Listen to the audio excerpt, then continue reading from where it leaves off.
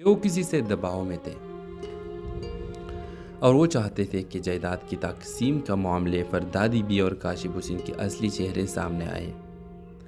مہرین اور وہ ثبوت ارمان کو دیتی ہے جو پہلے تو گھبرا جاتا ہے لیکن پھر اسے ہمت آتی ہے۔ ارمان اپنی دادی بی سے سوال کرتا ہے جس پر حویلے میں ہلچل مچ جاتی ہے۔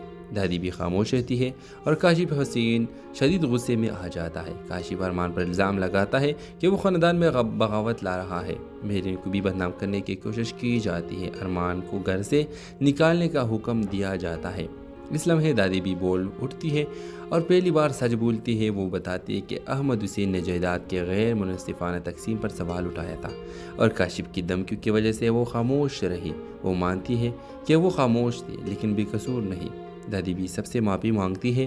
کاشف گھر چھوڑ کر چلا جاتا ہے۔ ارمان جو برسوں دادی کے اشاروں پر چلتا رہا اب آزاد ہے۔ مہرین اور ارمان کا رشتہ مضبوط ہوتا ہے۔ دونوں خاندانوں اب کھلے دل سے سچ قبول کرتے ہیں۔ ارمان اور مہرین کے منگنی خاندان کے موجودگی میں ہوتی ہے۔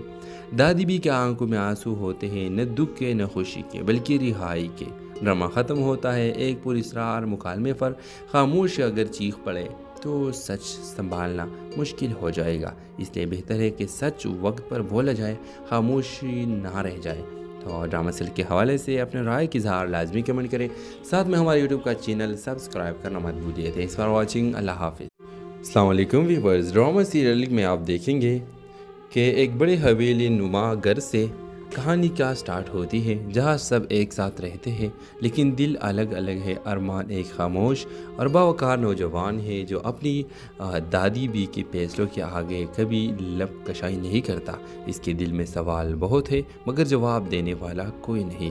مہرین اس کے ماموں کی بیٹی یونیورسٹی کی تعلیم کے لیے لاہور سے اس کے گھر آتی ہے۔ مہرین کا مزاج بالکل مختلف ہے، وہ کھل کر بات کرتی ہے، جھوٹ اور منافقت برداشت نہیں کرتی اور وہ گھر کے ماحول سے جلد ہی غیر مطمئن ہو جاتی ہے۔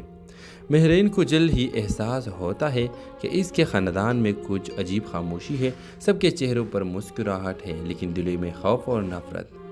دادی بھی سب کو قابو میں رکھتی ہے، خاص طور پر ارمان کو جو ان کے اشاروں پر زندگی گزار رہا ہے۔ مہرین رفتہ رفتہ ارمان کے قریب آتی ہے اور اسے خود پر اعتماد کرنا سکھاتی ہے۔